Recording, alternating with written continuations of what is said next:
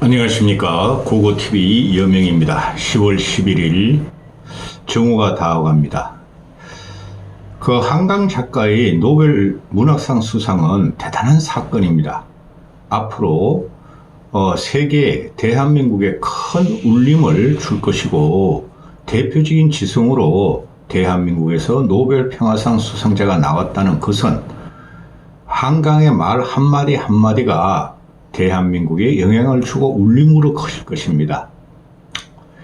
당장에 한강 작가의 노벨 평화상 수상 소식이 전해지자 좌우 대립이 생기고 있죠. 민주당 애들은 경기도 교육청과 또 문화체육부가 윤석열 정권입니다. 윤석열 정권의 경기도 교육청과 경기도 교육감 또 문화체육부에서 왜 한강에 작품들을 블랙리스트로 올렸냐 하고 정치 공방을 시작했어요. 이게 극우도 아닙니다. 이상한 우파들이 나타나가지고 그 좌파적인 색채를 띠는 연예인들을 블랙리스트로 과거에 올렸고 현재도 무시하고 있고 거기서 한강이 튀어나온 겁니다. 그런 문제하고 윤석열의 내각과 윤석열의 꼴통 기질에 대해서 같이 믹싱해가지고 좀 말씀을 드리겠습니다. 고고TV가 하루에 3개 이상씩 찍으면 몸이 아파요. 영상을. 그런데 근래 와가지고 4개씩 또박또박 찍어서 올립니다. 그만큼 현 시국이 국난 수준으로 빠졌다는 겁니다. 국난. 국민들은 정치를 보면은 혐오스럽게 보고 한쪽에선 김건희, 윤석열, 한동훈이가 짜치게 국민들을 피곤하게 하고 혐오스러워 갖고 한쪽에서는 좌파 민주당 이재명 저 양아치가 국민들을 짜치고 혐오스럽게 하니 한강 작가의 노벨 평화상 수상은 국민들에게 시원한 단비를 내려준 것과 같은 것입니다. 앞으로 한강을 따라갈 대한민국의 위인은 나타나지 않을 겁니다. 노벨 문학상 하나 타는 것이 얼마나 힘들고 세계적으로 인정받은 인물이고 한강의 말 한마디 한마디 또 정치색을 띠는 말 한마디 한마디가 세상을 뒤집고 한국은 영향을 받을 것입니다. 모든 그 노벨상 중에서 노벨 평화상과 노벨 문학상을 제외하고는 전부 다 이공계 쪽이죠. 그들의 목소리는 크지 않았습니다. 과학자들이기 때문에. 근데 유독 큰 게 노벨 문학상 수상자의 목소리가 큽니다. 인류의 지성으로 인정받았기 때문에 그런 겁니다. 그게 한국에서 태어난 겁니다. 저번 영상에서도 잠깐 말씀드렸지만은 한강이 좌파다. 5.18을 미화했다. 4.3 제주 사태를 미화했다. 그 말도 안 되는 소리입니다. 민족의 아픔은 여나 야나 우나 자나 똑같은 거고 일어나지 않을 역사가 대한민국 한반도에서 일제시대부터 일어났다는 거죠. 그것은 말할 것도 없고. 잠시만요.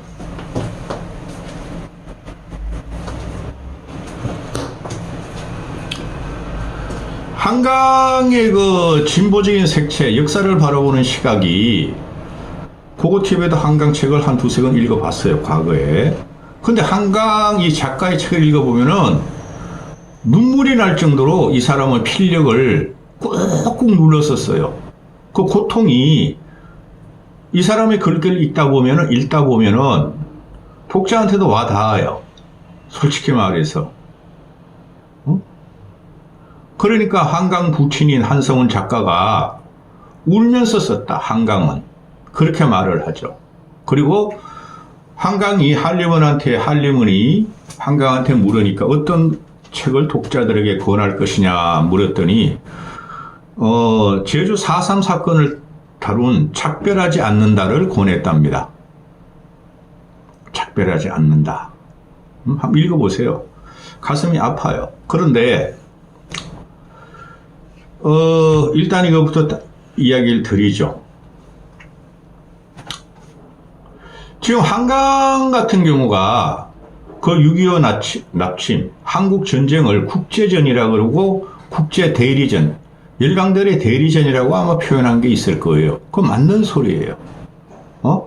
북한이 납침을 했으나 북한은 소련을 등에 업고 또 중국을 등에 업고 대한민국은 미국과 유엔을 등에 업고 그렇죠? 일전을 벌인 사건이고 북과 남은 하나도 뭐 영토를 갖다가 더 차지한 것도 아니고 휴전선을 그어버렸죠. 해방 이후는 좌우의 대립이었고, 그죠? 자본민주주의와 공산인민주의의 대결이었죠. 그게 6.25 납침으로 나타난 거예요. 시야를 좀 넓히면 그런 겁니다. 단순히 북한이 우리를 침략해서 우리는 막았다. 우리가 막았습니까? 미국과 유엔이 막았죠?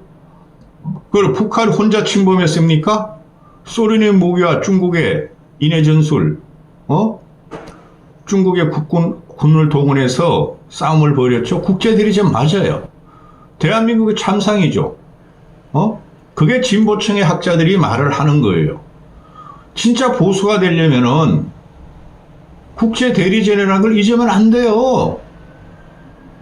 베트남도 국제대리전이었고, 현재 우크라이나 전쟁도 우크라도 대리전이었고, 지금 현재 이스라엘과 아랍, 그 헤즈볼라, 뭐 하메스 이런, 또 이란이 개입하고, 이것도 국제대리전입니다.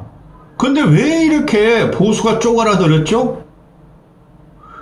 그게 대표적으로 나타난 게 박근혜 정권이었고, 박근혜 정권은 그렇게 심하지도 않았어요. 근데 윤석열 정권 와가지고, 뭐 우파가 자랑스러운 뜻이, 거구가 그렇게 뭐 대단한 투쟁의 선봉에 선 것 같이, 이런 멍청한 놈을 데리고 와가지고,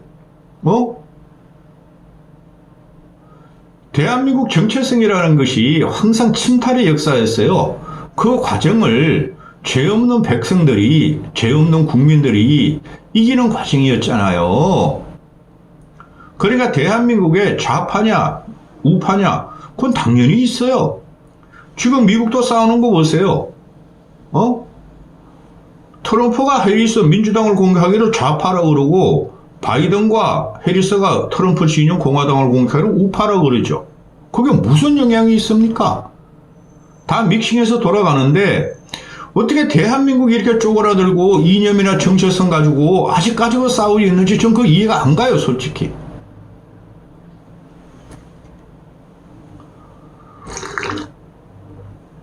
그리고 한강 작가가 5.18을 다룬 소년이 온다. 4.3 사태를 다룬 작별하지 않는다. 이런 문제에 대해서 5.18을 갖다가 진보 측의 입장에서 말을 했다. 4.3 사태를 진보층의 입장에서 말을 했다. 그래서 저거는 좌파다. 인정할 수가 없다 하는 게 저번 영상에서 말씀드렸던 네이버 댓글, 조중동 댓글, 자칭 우파층 하는 늙은이들, 경도된 우파라는 거죠. 보수는 항상 5.18을 참여하며 전라도로 가려고 그랬고, 지금 현재 윤석열도 그러고, 보수층도 4.3 사태에 대해서 사과하고, 그죠? 그 민족 고륙 상잔이죠. 4.3 사태 같은 경우는, 그죠? 그걸 치유하려고 그럽니다. 그런데 아직까지도 이 얼치교 우파들이 어디서 그런 경도를 받았는지 모르지만은, 한강은 좌파야. 5.18을 찬양해서 4.3을 갖다가 말이지, 공산주의자들이 말이지, 민간을 학살한 거를 변호했어. 4.3 사태가 어떻게 공산당들만 민간을 학살했습니까? 국군도 학살했잖아요. 그 민족의 참상이에요. 그걸 너무 꾹꾹 누르면서 울면서 쓴 게 한강의 필력입니다. 한번 들어보세요. 한번 읽어보세요. 난 더 이상 안 읽어. 그럼 모두가 기뻐해야 되고, 여기서 좌우를 왜 따지냐는 거죠. 이런 지성이, 세계 지성이 된 거예요. 한강이라는 작가는 이제 53세죠. 100세 시대에 앞으로 50년을 더 살아요. 50년 동안 한강의 말 한마디 한마디가 세계인을 감동시키고 세계를 리드해요. 그게 노벨 문학상의 수상자들이 역할이고 책임이고 어깨에 짊어진 지성을 대변하는 거예요.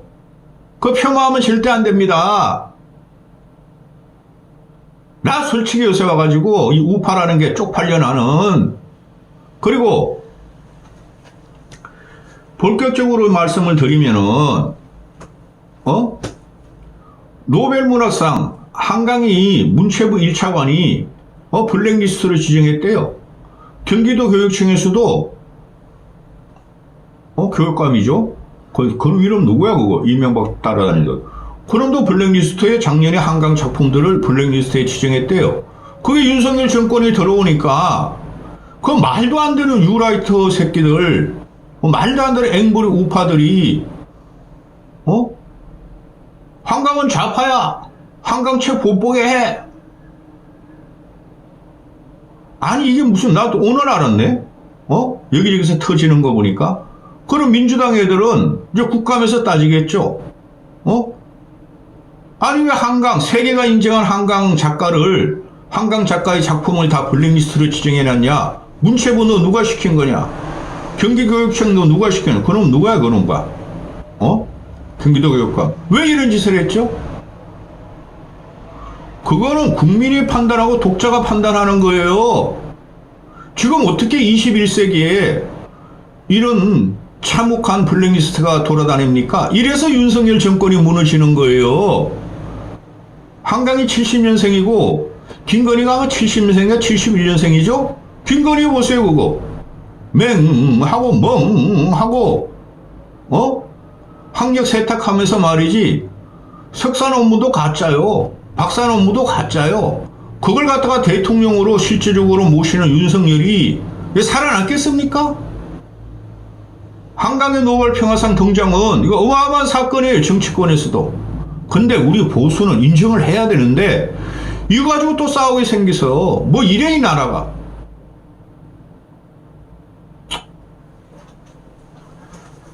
대표적으로 지금 나오는 애들이 보면은 명태균이라는 놈이죠.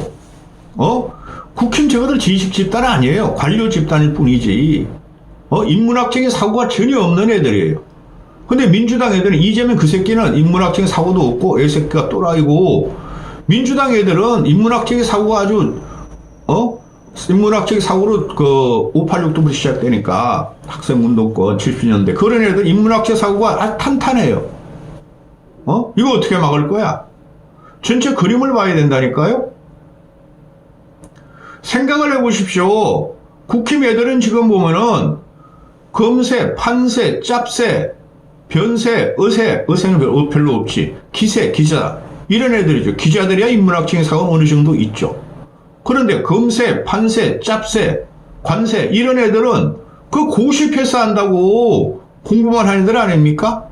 저쪽 애들은, 민주진영 애들은, 진보진영 애들은 그거를 불식하고 고시패스를 물식하고 똑같은 대학교 똑같은 학력을 가지고 있더라도 밑바닥부터 인문학적인 사고로 586 운동권으로 갖고 국가의 정체성이나 또는 군사정권에 반대한 사람들이죠.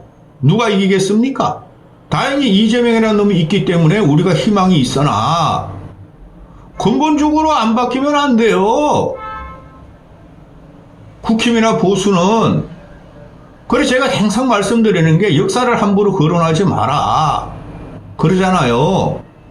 역사적으로 태어났어요. 지금 한강이, 이 한강 작가가. 그런데 지금 이거를 보면은 윤석열의 지금 뭐 정신문화원, 뭐 국사편찬연구위원회, 뭐 독립기념관장, 무슨 위원회 많죠, 왜?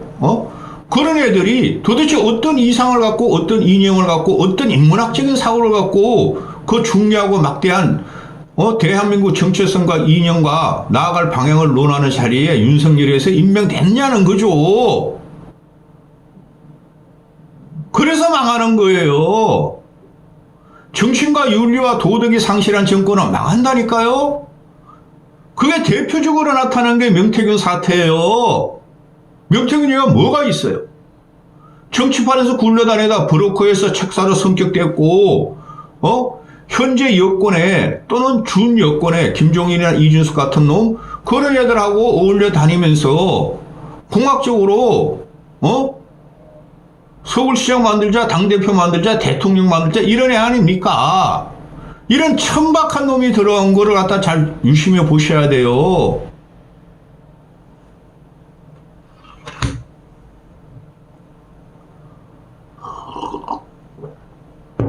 전번에 제가 김용현이 이야기했죠. 국감에서 야 김용현 너 그러면 말이야 윤석열이는 전도 아니야? 네 감사하모니다. 야 그럼 너는 차지 처리야. 그러면 예 감사하모니다. 이런 지경까지 왔어요. 전도하니도 이 정도 아니었다니까요. 문물을 또 과학자들을 학생들을 부양하고 키워줬다니까요. 전도하니도. 또 어제 같은 경우에 김문수가 나오죠. 나 김문수 걔 볼 때마다 고목이 아니라 마른 장작같이 느껴져요. 유동성과 융통성이 하나도 없이 늙은이가 됐다는 거죠. 걔가 대학생부터 노동운동을 하고 민주화 운동을 한 애 아닙니까? 어떻게 그런 놈이 지금 정광훈의 아들로 자처하며 천주교에서 정광훈 사이비 종교로 개종하며 윤석열이 노사위원장 주니까 덥석 받아먹고 먹고 살고 또 노동부 장관 시키니까 덥석 받아먹고 이상한 말이나 해대고 그리고 얼마 전에 장기표 씨가 죽었잖아요. 그 윤석열 김건희가 장기표를 갖다 추모야 한동훈이가 그 등신들이 최소한 젊었을 때에 젊었을 때 이상은 어느 정도는 벌이나 기본은 유지해야 돼요.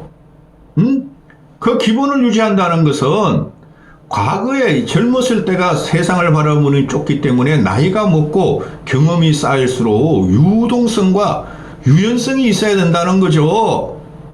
근데 그게 없이 변한 것이 지금 윤석열 정권과 국힘, 관세, 짭세, 검세, 판세 이런 것들이란 말이죠. 이거 못 이깁니다. 다행히 이재명이라는 놈이 있기 때문에 요만큼의 희망을 가지나 한동훈, 윤석열, 김건희 가지고 못 이겨요. 제 말씀드리잖아요. 한강을 보라. 한강 작가를. 김건희를 보라. 물론 저쪽에 김영익이라 천박한 것도 있죠. 어떻게 이길 거예요? 지평을 넓히자면 절대 못 이깁니다. 이렇게 성질 안 내려고 그러는데 몸이 아파가지고. 당장에 김문수라는 놈이 어제 국감에 나와서 또 퇴장을 당하죠. 퇴장을 당하면서 내가 왜 퇴장당에다가 버티다가 결국 퇴장을 당하죠. 70대 중반 됐습니다. 난 김문수를 보면은 보수가 얼마나 몰락하고 파산 단계인지 안다니까요. 어제 같은 경우도 김문수가 너 말이야 전번에 말이야 청문회 나와가지고 일제 식민지하의 대한민국 국민은 백성들은 일본 국적이었다. 그 말해가지고 그때도 쫓겨났잖아요. 근데 어제 나와가지고도 그래요. 내가 아무리 생각하고 공부해봐도 일제 강점기 국적은 일본이었어요. 그런데 민족은 조선이었어요. 뭐 이런 개 같은 말을 합니까? 이런 애들만 지금 윤석열 밑에 있어요. 그러니까 명태균 같은 놈이 윤석열이 검찰총장부터 설치고 책사로 했고 이준석이라는 놈이 깔짝댔고 김종인 씨가 지금 지도 살려고 도망가고 윤석열 김건희는 둔탱이 씌우죠. 김종인 씨가 김문수 같은 애가 어제 일제강점기에 조선 백성의 국적은 일본이었다. 그 법적인 거죠. 근데 정신적으로는 그렇지가 않죠. 얘가 전번에 뭐라 그랬어요? 전번 청문회에 와가지고 일제 침략이 맞다.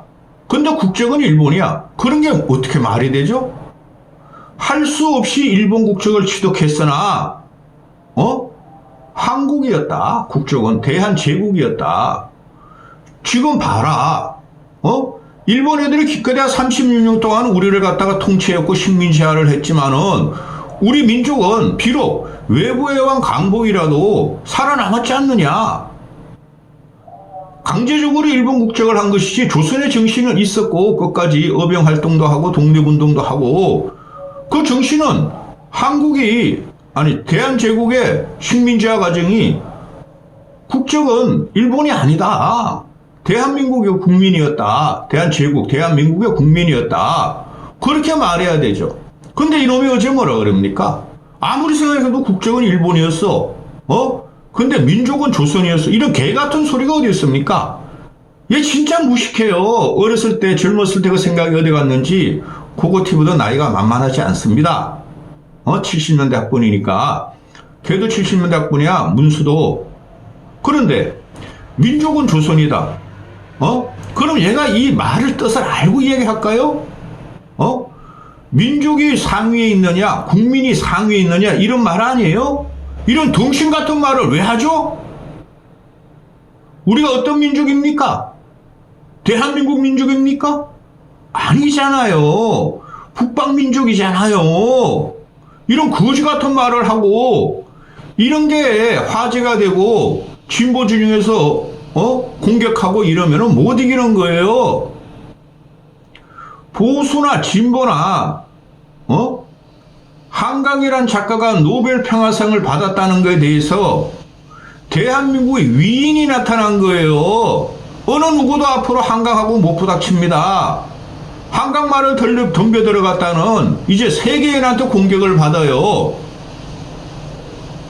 그런 거를 보수는 명심해야 돼요. 뭐 지금 한강 작가가 말이지 5.18을 미화했어, 4.3을 미화했어, 6.25 전쟁은 말이 국제 대리전에서 한 말을 갖다가 그런 걸 갖다가 공격을 합니까? 포용을 못하면 보수는 져요. 포용 못하는 놈이 윤석열이라는 놈이 대통령이 되고 한동훈이라는 놈이 대통령이 되고 이준석이라는 놈이 당대표 돼가지고 망하는 거예요. 앞으로 보십시오. 한강 작가가 죽을 때까지 대한민국의 울림으로 남습니다. 누구도 대적 못합니다. 여기까지 하겠습니다.